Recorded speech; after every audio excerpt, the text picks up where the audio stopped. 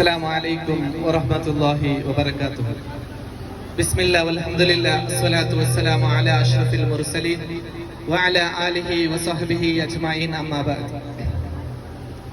ಇಲ್ಲಿ ನೆರೆದಿರುವಂತಹ ಸುನ್ನಿ ಜಮಿಯತುಲ್ ಮುಅಲ್ಲಿಮಿನ ನಾಯಕರೇ, ಅದೇ ರೀತಿ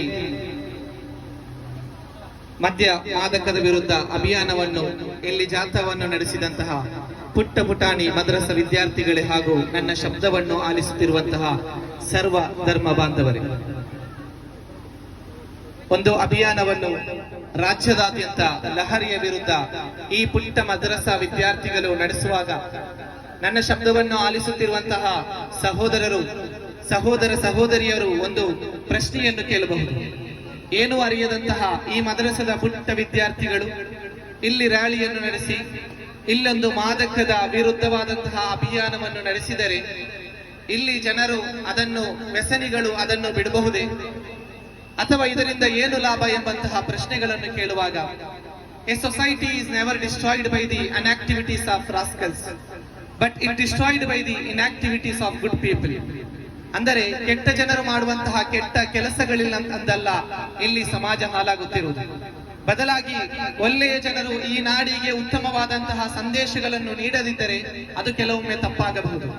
ಈ ಪುಟ್ಟ ಪುಟಾಣಿ ವಿದ್ಯಾರ್ಥಿಗಳಿಗೆ ಈ ಸಣ್ಣ ಪ್ರಾಯದಲ್ಲಿಯೇ ಅವರಿಗೆ ಮಾದಕ ದ್ರವ್ಯದ ವಿರುದ್ಧವಾದಂತಹ ಒಂದು ಅಭಿಯಾನವನ್ನು ನಡೆಸಿ ಅವರಿಗೆ ಮನಸ್ಸಿಗೆ ನಾಟುವಂತೆ ಅದನ್ನು ತಿಳಿಸಿದಾಗ ಖಂಡಿತವಾಗಿಯೂ ಈ ವಿದ್ಯಾರ್ಥಿಗಳು ಮುಂದೊಮ್ಮೆ ಕ್ಯಾಂಪಸ್ಗಳಲ್ಲಿ ತೆರಳಿದಾಗ PU ಡಿಗ್ರಿ ಎಂಬಂತಹ ಹಂತಕ್ಕೆ ತಲುಪಿದಾಗ ಒಮ್ಮೆಯೂ ಕೂಡ ವಿದ್ಯಾರ್ಥಿಗಳು ಮದ್ಯ ಮಾದಕದ ದಾಸರಾಗಲು ಸಾಧ್ಯವಿಲ್ಲ.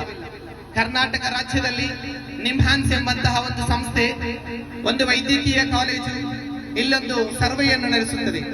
ಅದರಲ್ಲಿ 50% ವಿದ್ಯಾರ್ಥಿಗಳು, ಸುಮಾರು 50% ವಿದ್ಯಾರ್ಥಿಗಳು ತಮ್ಮ ಮಾದಕ ವ್ಯಸನವನ್ನು ಆರಂಭಿಸುವುದು ಕ್ಯಾಂಪಸ್ಸಿನಲ್ಲಿ ಎಂಬಂತಹ ಒಂದು ಸತ್ಯವನ್ನು ಅರ್ಥ ಮಾಡಿಕೊಂಡ ಕಾರಣದಿಂದ ಈ ಮದ್ರಸಾ ವಿದ್ಯಾರ್ಥಿಗಳು ಈ ರಾಜ್ಯದಾದ್ಯಂತವಿರುವಂತಹ ಪ್ರತಿಯೊಂದು ಗಲ್ಲಿಯಲ್ಲಿಯೂ ಕೂಡ ಇಂತಹ ಒಂದು ಕಾರ್ಯಕ್ರಮವನ್ನು ನಡೆಸಿ ಜಾಗೃತಿಯನ್ನು ನಡೆಸುತ್ತಿದ್ದಾರೆ.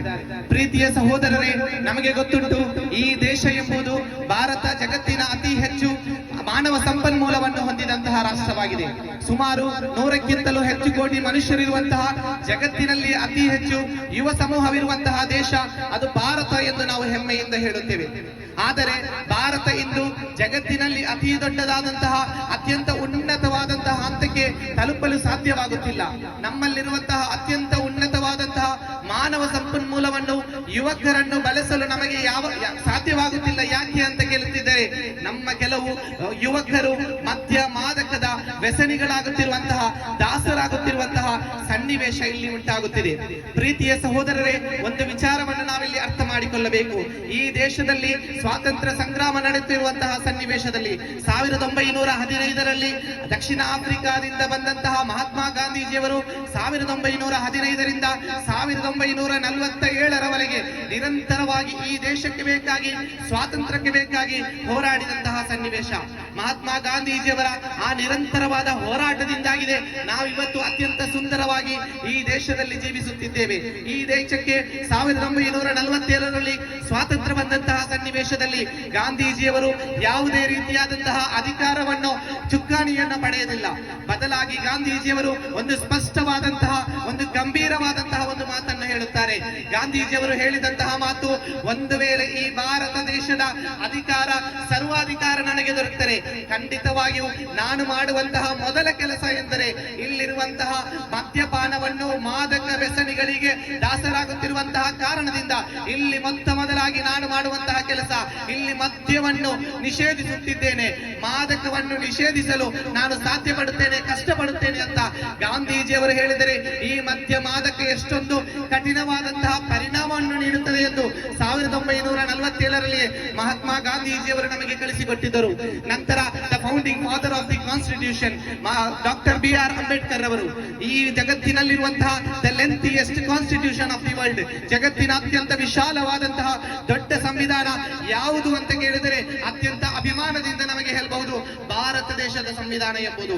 ಹೌದು, ಆ ಸಂವಿಧಾನದಲ್ಲಿ ಗಾಂಧೀಜಿಯವರ ಕನಸನ್ನು ಡಾಕ್ಟರ್ BR ಅಂಬೇಡ್ಕರ್ ಅವರು ಉಲ್ಲೇಖಿಸುತ್ತಿದ್ದಾರೆ. 4ನೇ ಪಾರ್ಟ್ನಲ್ಲಿ 4ನೇ ಅಧ್ಯಾಯದ 47ನೇ ವಿಧಿ ಆರ್ಟಿಕಲ್ ನಲ್ಲಿ BR ಅಂಬೇಡ್ಕರ್ ಅವರು ಬರೆಯುತ್ತಾರೆ, ಇಲ್ಲಿರುವಂತಹ ರಾಜ್ಯಗಳಿಗೆ ನೀತಿ ನಿರ್ದೇಶನಗಳು directive principle of the state ಪಾಲಿಸಿಯಲ್ಲಿ ಹೇಳುತ್ತಾರೆ, ಈ ದೇಶದಲ್ಲಿ ಡ್ರಗ್ಸ್ ಮತ್ತು ಮದ್ಯಪಾನವನ್ನು ಅದನ್ನು ಕನ್ಸಂಪ್ಷನ್ ಮಾಡುವುದನ್ನು ಅದನ್ನು ಸ್ವೀಕರಿಸುವುದನ್ನು ಪ್ರೊಹಿಬಿಟ್ ಮಾಡಬೇಕು, ನಾವು ಅದನ್ನು ನಿಷೇಧಿಸಬೇಕು ಎಂಬುದನ್ನು ಪ್ರತಿಯೊಂದು ರಾಜ್ಯಗಳಿಗೆ ನಿರ್ದೇಶನವನ್ನು ನೀಡುತ್ತಾರೆ. ಗಾಂಧೀಜಿಯವರು ಹುಟ್ಟಿದಂತಹ ಗುಜರಾತಿನಲ್ಲಿಯೂ ಅದೇ ರೀತಿ ಕೆಲವು ರಾಜ್ಯಗಳಲ್ಲಿಯೂ ಇಂದು ಮದ್ಯಪಾನವನ್ನು ನಿಷೇಧಿಸಿದ್ದಾರೆ. ಅದು ಅಭಿನಂದನಾರ್ಹವಾದಂತಹ ಒಂದು ಕಾರ್ಯಕ್ರಮವಾಗಿದೆ. ಆದರೆ ನಮ್ಮೆಲ್ಲರ ಒಂದು ಉದಾತ್ತವಾದ ಘೋಷಣೆ ಏನು ಅಂತ ಹೇಳಿದರೆ, ಭಾರತ ದೇಶದಾದ್ಯಂತ ಇಲ್ಲಿ ಮದ್ಯಪಾನವನ್ನು, ಮಾದಕ ವ್ಯಸನಿಗಳನ್ನು ಕಠಿಣವಾದಂತಹ ರೀತಿಯಲ್ಲಿ ಅದನ್ನು ನಿಷೇಧಿಸಬೇಕಾದಂತಹ ಅನಿವಾರ್ಯತೆ ಈ ರಾಜ್ಯದ, ಈ ರಾಷ್ಟ್ರದಲ್ಲಿರುವಂತಹ ರಾಜಕೀಯ, ಈ ಸಂವಿಧಾನದಲ್ಲಿರುವಂತಹ ಆರ್ಟಿಕಲ್ ಅನ್ನು ತೆಗೆದುಕೊಂಡು ಅದಕ್ಕೆ ಬೇಕಾದಂತಹ ಲಾ ಅನ್ನು ತರಬೇಕಾದಂತಹ ಒಂದು ವ್ಯವಸ್ಥೆ ಇಲ್ಲಿ ನಡೆಯಬೇಕು. ಯಾಕೆ ಎಂದು ಪ್ರೀತಿಯ ಸಹೋದರರೇ, ನೀವೆಲ್ಲ ಒಂದು ವಿಷಯವನ್ನು ಅರ್ಥ ಮಾಡಿಕೊಳ್ಳಬೇಕು. ನಮ್ಗೆ ಗೊತ್ತುಂಟು, ಈ ಪುಟ್ಟ ಪುಟಾಣಿ ವಿದ್ಯಾರ್ಥಿಗಳು ಶಾಲೆಗಳಿಗೆ ತೆರಳುತ್ತಾರೆ. ಶಾಲೆಯ ಗೋಪುರದಲ್ಲಿ ವೆಲ್ಕಮ್ ಮಾಡ್ಲಿಕ್ಕೆ ಬರದಂತಹ ಮಾತು ಯಾವುದು?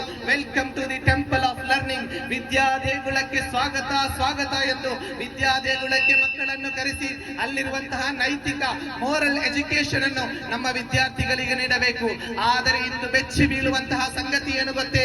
ಇಲ್ಲಿ ಎಲ್ಲ ಅತ್ಯಂತ 50% ವಿದ್ಯಾರ್ಥಿಗಳು ಪ್ರಥಮವಾಗಿ ಮಾದಕ ವ್ಯಸನಿಗಳಾಗುವುದು ಅದು ಕ್ಯಾಂಪಸ್ಗಳಲ್ಲಿ ಎಂಬಂತಹ ಸ್ಫೋಟಕ ಮಾಹಿತಿಗಳು ಇಂದು ಬಹಿರಂಗವಾಗುತ್ತಿದೆ.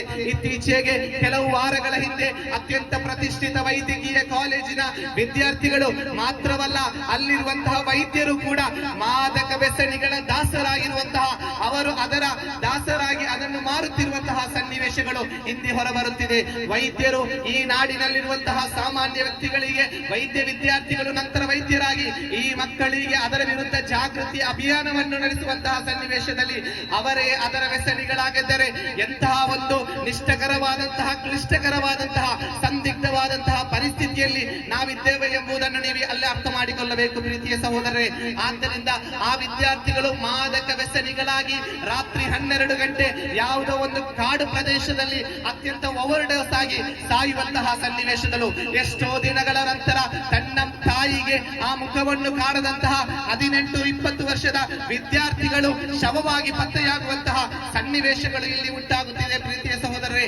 ಆದ್ದರಿಂದ ನಮಗೆ ನೆನಪಿರಬೇಕು, ಇಲ್ಲಿರುವಂತಹ ದೊಡ್ಡ ಹಿಂದಿನ ಕಾಲದಲ್ಲಿರುವಂತಹ ಹಿಂದಿನ ಕಾಲದ ಯುವ ನಾಯಕರು ಸರ್ ವಿಶ್ವೇಶ್ವರಯ್ಯನವರು ಇಲ್ಲಿ ಅಣೆಕಟ್ಟನ್ನು ಕಟ್ಟಿ ಆ ಭಾಗಗಳಿಗೆ ನೀರನ್ನು ಕೊಟ್ಟರು. ಡಾಕ್ಟರ್ APJ ಅಬ್ದುಲ್ ಕಲಾಂ ನಂತಹ, ವಿಕ್ರಮ್ ಸಾರಾವಹಿಯಂತಹ ಆ ಯುವಕರು ಈ ದೇಶಕ್ಕೆ ಬೇಕಾಗಿ ಹೋರಾಟವನ್ನು ನಡೆಸಿ ಈ ದೇಶಕ್ಕೆ ಟೆಕ್ನಾಲಜಿಗಳನ್ನು ಪರಿಚಯಿಸಿದ ಕಾರಣ ಚಂದ್ರನ ಅಂಗಡಿಗಳಿಗೂ ಕೂಡ, ಇಲ್ಲಿ ಬಾಹ್ಯಾಕಾಶಗಳಿಗೂ ಕೂಡ ಇಲ್ಲಿ ಉಪಗ್ರಹಗಳನ್ನು, ಸ್ಯಾಟಲೈಟ್ ಗಳನ್ನು ಲಾಂಚ್ ಮಾಡಲು ಸಾಧ್ಯವಾಯಿತು. ಆದರೆ ನಮ್ಮ ಇಂದಿನ ಯುವಕರು ಎಲ್ಲಿಯೋ ಒಂದು ಮಧ್ಯರಾತ್ರಿಗಳಲ್ಲಿ ಆ ಸಮಯದಲ್ಲಿ ಮದ್ಯಪಾನವನ್ನು ಅಥವಾ ಡ್ರಗ್ಸ್ ಗಳಿಗೆ ಅಡಿಕ್ಟ್ ಆಗಿ ಅವರು ತಮ್ಮ ಜೀವನವನ್ನು ನಾಶ ಮಾಡುವಂತಹ ಒಂದು ಸನ್ನಿವೇಶ ಇಲ್ಲಿ ಉಂಟಾಗುತ್ತಿದೆ. ಅದರ ವಿರುದ್ಧ ಜಾಗೃತಿಯಾಗಬೇಕಾದಂತಹ ವಿಚಾರ ಪ್ರತಿಯೊಬ್ಬ ವಿದ್ಯಾರ್ಥಿಗಳು ಕೂಡ ಅರ್ಥ ಮಾಡಿಕೊಳ್ಳಬೇಕು ಪ್ರೀತಿಯ ಸಹೋದರರೇ. ನಮಗೆ ಗೊತ್ತಿರಬಹುದು, ವಿಶ್ವಸಂಸ್ಥೆ, ಯುನೈಟೆಡ್ ನೇಷನ್ ಆರ್ಗನೈಸೇಷನ್ ನ ಅಂಗಸಂಸ್ಥೆಯಾದಂತಹ ವರ್ಲ್ಡ್ ಎಚ್ಒ ವಿಶ್ವಸಂಸ್ಥೆಯ ಅಂಗಸಂಸ್ಥೆ ವರ್ಲ್ಡ್ ಹೆಲ್ತ್ ಆರ್ಗನೈಸೇಷನ್ ನಮಗೆ ಹೇಳುವಂತಹ ಮಾಹಿತಿ, ಒಬ್ಬ ವ್ಯಕ್ತಿಯು ಮದ್ಯಪಾನಿಯಾದರೆ, ಒಬ್ಬ ವ್ಯಕ್ತಿಯು ಡ್ರಗ್ಸ್ ಅನ್ನು ಪಡೆದುಕೊಂಡರೆ ಆತನ ಇಡೀ ದೇಹದ ನರದ ಅಂಗ ವ್ಯವಸ್ಥೆಗಳು ನಾಶವಾಗಿ ಯಾವುದೇ ಕೆಟ್ಟ ಕೆಲಸಗಳನ್ನು ಮಾಡಲು ಸಾಧ್ಯ ಎಂಬಂತಹ ಒಂದು ಸಂದೇಶವನ್ನು ಜಗತ್ತಿನ ಅತ್ಯಂತ ಉನ್ನತ ವೈದ್ಯಕೀಯ ಸಂಸ್ಥೆ WHO ಹೇಳಿದರೆ ಪ್ರೀತಿಯ ಸಹೋದರರೇ. ಆದ್ದರಿಂದಾಗಿದೆ ಪವಿತ್ರ ಇಸ್ಲಾಮಿನ ಪ್ರವಾದಿ ಹಜರತ್ ಪೈಗಂಬರ್ ಮೊಹಮ್ಮದ್ ಮುಸ್ತಫಾ ಸಲ್ಲಲ್ಲಾಹು ಅಲೈಹಿ ವಸಲ್ಲಮರು 1400 ವರ್ಷಗಳಿಗೆ ಮುಂಚೆಯೇ ಈ ಸಂದೇಶವನ್ನು ನಮಗೆ ಕೊಟ್ಟಿದ್ದಾರೆ. ಪ್ರವಾದಿ ಸಲ್ಲಲ್ಲಾಹು ಅಲೈಹಿ ವಸಲ್ಲಮರು ಹೇಳಿದರು, ಎಲ್ಲ ಕೆಟ್ಟ ಕೆಲಸಗಳ ಕೀಲಿಕೈ ಯಾವುದು ಅಂತ ಕೇಳಿದರೆ ಅದು ಮದ್ಯಪಾನ, ಅದು ಡ್ರಗ್ಸ್ ಆಗಿದೆ ಅಂತ ಹೇಳಿದರು. ಆದ್ದರಿಂದಲೇ ಅಂದು ಅರೇಬಿಯಾದಲ್ಲಿ ಎಲ್ಲರೂ ಮದ್ಯಪಾನವನ್ನು ನಿಷೇಧಿಸಿದ ಕಾರಣದಿಂದ ಅದು ಉನ್ನತ ಹಂತಕ್ಕೆ, ಆ ಸಮೂಹ ಉನ್ನತ ನಾಗರಿಕವಾದಂತಹ ಒಂದು ಹಂತಕ್ಕೆ ತಲುಪಲು ಸಾಧ್ಯವಾಯಿತು. ಆದ್ದರಿಂದ ಪ್ರೀತಿಯ ಸಹೋದರರೇ, ಇಂದು ನೀವು ಪತ್ರಿಕೆಗಳ ಮುಖಪುಟಗಳನ್ನು ತೆರೆದು ನೋಡಿ, ತಂದೆಯಿಂದ ಕೊಲ್ಲಲ್ಪಡುವ ಮಕ್ಕಳಿಂದ ಕೊಲ್ಲಲ್ಪಡುವ ತಂದೆ ತಾಯಿಯಂದಿರ ನಿರಂತರವಾದಂತಹ ಹೃದಯ ಅಧೀನವಾದಂತಹ ಘಟನೆಗಳನ್ನು ಕಾಣುತ್ತಿದ್ದೇವೆ. ಯಾವುದೋ ಒಂದು ಪ್ರೀತಿಸಿದ ಯುವತಿಯನ್ನು 30-40 ತುಂಡುಗಳಾಗಿ ಅತ್ಯಂತ ಭೀಕರವಾದಂತಹ ರೀತಿಯಲ್ಲಿ ಕೊಲೆ ಮಾಡುವಂತಹ ಸನ್ನಿವೇಶ ಉಂಟುವಾಗುವಂತಹ ಸನ್ನಿವೇಶದಲ್ಲಿ ಅವರನ್ನು ಪರೀಕ್ಷೆ ಮಾಡಿದಾಗ ನಮಗೆ ಗೊತ್ತಾಗುತ್ತದೆ ಅವರು ಆಲ್ಕೋಹಾಲಿಗೋ ಅಥವಾ ಡ್ರಗ್ಸ್ಗೋ ಎಡಿಕ್ಟ್ ಆದಂತಹ ಸನ್ನಿವೇಶದಲ್ಲಿ ಮಾತ್ರವಾಗಿದೆ ಇಂತಹ ಕ್ರೂರವಾದಂತಹ ರೇಪ್ಗಳನ್ನು ಕ್ರೂರವಾದಂತಹ ಕೊಲೆಗಳನ್ನು ನಡೆಸಲು ಸಾಧ್ಯ. ಆದ್ದರಿಂದ ಇದರ ವಿರುದ್ಧವಾದಂತಹ ಜಾಗೃತಿಯನ್ನು ನಾವೆಲ್ಲರೂ ಪರಸ್ಪರ ನಮ್ಮ ಮನಸ್ಸಿನೊಂದಿಗೂ ನಮ್ಮ ಸುತ್ತಮುತ್ತಲಿನ ಸಮಾಜದೊಂದಿಗೂ ನೀಡಬೇಕಾದಂತಹ ಅನಿವಾರ್ಯತೆ ಇದೆ. ಮತ್ತೊಂದು ವಿಚಾರವನ್ನು ನನಗಿಲ್ಲಿ ನೆನಪು ಮಾಡಬೇಕು. ನನ್ನ ಮಾತನ್ನು ನಾನು ಕೊನೆಗೊಳಿಸುವಂತಹ ಸನ್ನಿವೇಶದಲ್ಲಿ ಪ್ರೀತಿಯ ಸಹೋದರರೇ, ನನ್ನ ಶಬ್ದವನ್ನು ಆಲಿಸುತ್ತಿರುವಂತಹ ಸರ್ವಧರ್ಮ ಬಾಂಧವರೇ, ನೀವು ಅರ್ಥ ಮಾಡಿಕೊಳ್ಳಬೇಕಾದಂತಹ ಒಂದು ಸ್ಪಷ್ಟವಾದಂತಹ ವಿಚಾರವಿದೆ. ಇವತ್ತು ಬಂದರುಗಳಲ್ಲಿ, ಇವತ್ತು ಪಾಕಿಸ್ತಾನದಂತಹ ಮಯನ್ಮಾರ್ನಂತಹ ಬಾರ್ಡರ್ಗಳಲ್ಲಿ ಎಷ್ಟೋ ಗಾಂಜಾಗಳು, ಎಷ್ಟೋ ಮದ್ಯ ಪದಾರ್ಥಗಳು ಕಳ್ಳ ಸಾಗಾಣಿಕೆಯಾಗುತ್ತಿದೆ. ಇದರಿಂದ ಬರುವಂತಹ ಅದನ್ನು ನಾವು ಬಳಸಿಕೊಂಡು ನಮ್ಮ ದೇಹವನ್ನು, ನಮ್ಮ ಆರೋಗ್ಯವನ್ನು ನಷ್ಟ ಮಾಡುವುದು ಮಾತ್ರವಲ್ಲ, ಇದರಿಂದ ಬರುವಂತಹ ಹಣ ಎಲ್ಲಿಗೆ ಹೋಗುತ್ತದೆ? ಭಯೋತ್ಪಾದನೆಯಂತಹ ಚಟುವಟಿಕೆಗಳು ಹೋಗಿ ನಮ್ಮಿಂದ ಹಣವನ್ನು ಪಡೆದು ನಮ್ಮ ದೇಶಗಳಿಗೆ ವಿದೇಶಿಯರು, ಭಯೋತ್ಪಾದಕರು ದಾಳಿ ಮಾಡುವಂತಹ ಸನ್ನಿವೇಶಗಳು ಈ ಡ್ರಗ್ಸಿನ ಜಾಲದಿಂದ ಉಂಟಾಗುತ್ತಿದೆ ಎಂಬುದನ್ನು ನಾವು ಅರ್ಥ ಮಾಡಿಕೊಳ್ಳಬೇಕು. ಇತ್ತೀಚಿನ ದಿನಗಳಲ್ಲಿ ಎಷ್ಟೋ ಕಡೆಗಳಲ್ಲಿ ಟನ್ ಗಟ್ಟಲೆ, ಕ್ವಿಂಟಲ್ ಗಟ್ಟಲೆ ಮದ್ಯ ಮಾದಕಗಳು ಪತ್ತೆಯಾಗುತ್ತಿರುವಂತಹ ಸನ್ನಿವೇಶದಲ್ಲಿ ಇದೆಲ್ಲದರ ಹುನ್ನಾರ ನಮ್ಮ ದೇಶವನ್ನು ಇಲ್ಲಿಂದ ನಮ್ಮ ದೇಶವನ್ನು ಕುಸಿತಗೊಳಿಸಲು ಮಾಡುತ್ತಿರುವಂತಹ ಹುನ್ನಾರವಾಗಿದೆ. ಆದ್ದರಿಂದ ಇದನ್ನು ಅರ್ಥ ಮಾಡಿಕೊಂಡು ನಮ್ಮ ದೇಹಕ್ಕೂ ನಮ್ಮ ದೇಶಕ್ಕೂ ಮಾರಕವಾದಂತಹ ಒಂದು ಮದ್ಯ ಮಾದಕಗಳನ್ನು ಇಲ್ಲಿ ನಿಷೇಧಿಸಬೇಕು. ಕಾನೂನುಗಳು ಹಲವಿರಬಹುದು, ಹಲವು ಕಾನೂನುಗಳನ್ನು ಇಲ್ಲಿ ನಾವು ಸ್ಥಾಪಿಸಬಹುದು. ಆದರೆ ಎಷ್ಟೋ ಕಾನೂನುಗಳನ್ನು ಸ್ಥಾಪಿಸಿದ್ರೂ ಕೂಡ ಅದನ್ನು ಮೀರಿ ಕೆಲವೊಂದು ತಪ್ಪುಗಳು ಇಲ್ಲಿ ನಡೆಯಬಹುದು.